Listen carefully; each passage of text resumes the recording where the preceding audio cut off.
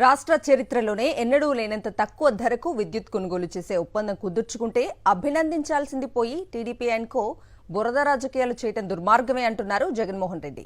ఆత్మనిర్భర భారత్లో భాగంగా కేంద్ర ప్రభుత్వం ఇచ్చిన మంచి ఆఫర్ను సద్వినియోగం చేసుకున్నామని, చంద్రబాబు నాయుడులా ఎక్కువ ధరకు విద్యుత్ కొనుగోలు చేసి రాష్ట్ర ఖజానాకు నష్టం తీసుకురాలేదని ఆయన గుర్తు చేశారు. కోవిడ్ సమయంలో కేంద్ర ప్రభుత్వ సంస్థ సెకీ నుండి ఆంధ్రప్రదేశ్ ప్రభుత్వానికి ఒక లేఖ వచ్చింది. రాష్ట్రంలో రైతుల అభ్యున్నతి కోసం పట్టపగలే 9 గంటల ఉచిత విద్యుత్ను అందిస్తోన్న ఏపీ ప్రభుత్వ వైఖరిని అభినందించారు ఆ లేఖలో.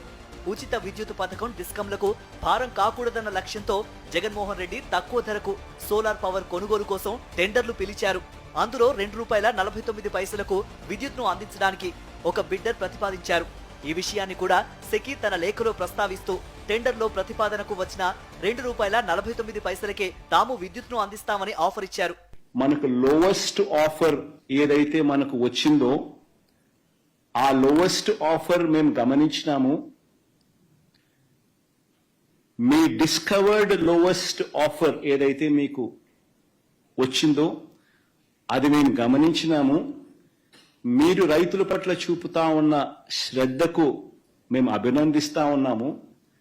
అట్ ది సేమ్ టైం ఒక సస్టైనబుల్ మోడల్ తీసుకొని వచ్చి డిస్కాముల మీద కూడా భారం తగ్గిస్తూ, మరోవైపున రైతులకు ఉచితంగా 9 గంటల పాటు కరెంట్ ఇచ్చే ఒక గొప్ప కార్యక్రమానికి ఫార్మర్స్ జీవితాలను అప్లిఫ్ట్ చేసే మీ ఉద్దేశం అభినందిస్తూ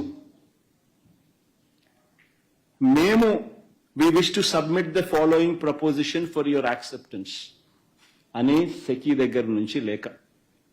దాంతో పాటు ఇతర రాష్ట్రాల నుండి సోలార్ పవర్ ను ఏపీకి సరఫరా చేయడానికి అయ్యే ఇంటర్ స్టేట్ ట్రాన్స్మిషన్ ఛార్జీలను రద్దు చేస్తామని కూడా సెకీ ఆఫర్ ఇచ్చింది. అది ఏపీకి అనుకోని వరం. ఎందుకంటే ఒక్కో యూనిట్ సరఫరాకు ట్రాన్స్మిషన్ ఛార్జీలు ₹2 దాకా పడుతుంది. అత్యంత ఇంపార్టెంట్ పాయింట్ ఏమిటి అని అంటే, as a special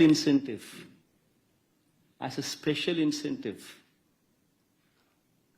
Government of India has granted ISTS charges, అంటే interstate transmission system charges, waiver to solar projects set up under solar manufacturing tender for the entire 25 years of PPA life, irrespective of their commissioning date.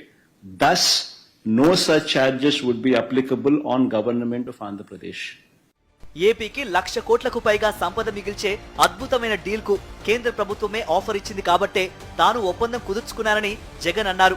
ఒకవేళ ఇన్ని వెసులుబాట్లు రాయితీలు ఇస్తున్న deal కుదుర్చుకోకపోతే private కంపెనీల నుండి చంద్రబాబు నాయుడులా ఎక్కువ రేటుకు విద్యుత్ కొనుగోలు చేసే ఉద్దేశంతోనే తాను ఒప్పందం చేసుకోలేదని అనేవారని జగన్ వ్యాఖ్యానించారు.